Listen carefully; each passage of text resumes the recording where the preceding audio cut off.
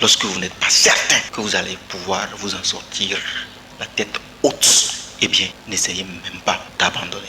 Parce qu'il y a beaucoup de personnes qui abandonnent et qui malheureusement finissent par échouer. Les propos de ce programme sont inspirés de grands penseurs, entrepreneurs, investisseurs et des expériences personnelles de Sena Aimé Davor. Partir d'un niveau bas et bâtir une fortune est bien possible à condition qu'on adopte certaines stratégies utilisées par de grands hommes qui ont réussi dignement sans tricher. Abonnez-vous, suivez régulièrement cette chaîne pour croître émotionnellement, financièrement et spirituellement. Aujourd'hui, il n'est pas rare de voir des élèves abandonnés pour tout et parfois rien. Vous savez, il est possible que l'on quitte l'école et réussisse sa vie. Nous n'allons pas stigmatiser ceux qui n'ont pas eu la chance d'aller très loin dans les études. Cependant, lorsque vous abandonnez les cours parce que vous éprouvez le désir et le simple désir d'abandonner les bancs, eh bien, vous pouvez vous heurter à de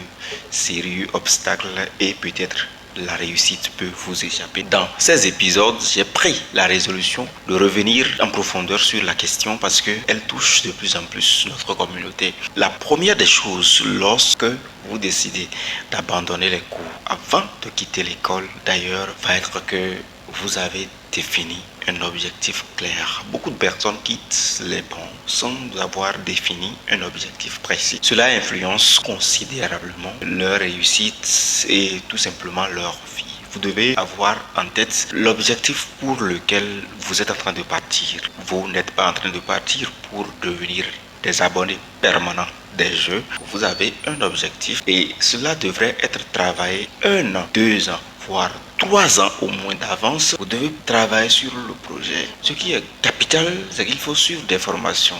Bon, il y a des éléments sur lesquels je vais certainement revenir dans les autres épisodes, mais l'objectif d'emblée dans ce premier épisode, c'est d'abord de vous montrer que avant de sortir des murs de l'école et ne plus y retourner pour des raisons diverses, peut-être parce qu'on n'a plus les moyens, peut-être parce que les parents, n'est-ce pas, ne sont plus là. Lorsque l'on se retrouve en face d'une difficulté qui vous oblige à lâcher, ou bien vous voyez que vous avez une ambition, vous avez un projet qui ne cadre plus réellement avec le profil que vous êtes en train de prendre, il faudra, avant même de sortir des murs de l'école, d'accord, définir concrètement l'objectif.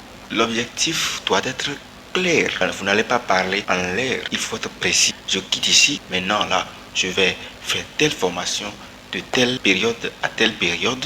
Je vais mobiliser telle somme avec, n'est-ce pas, des jobs qu'il faut.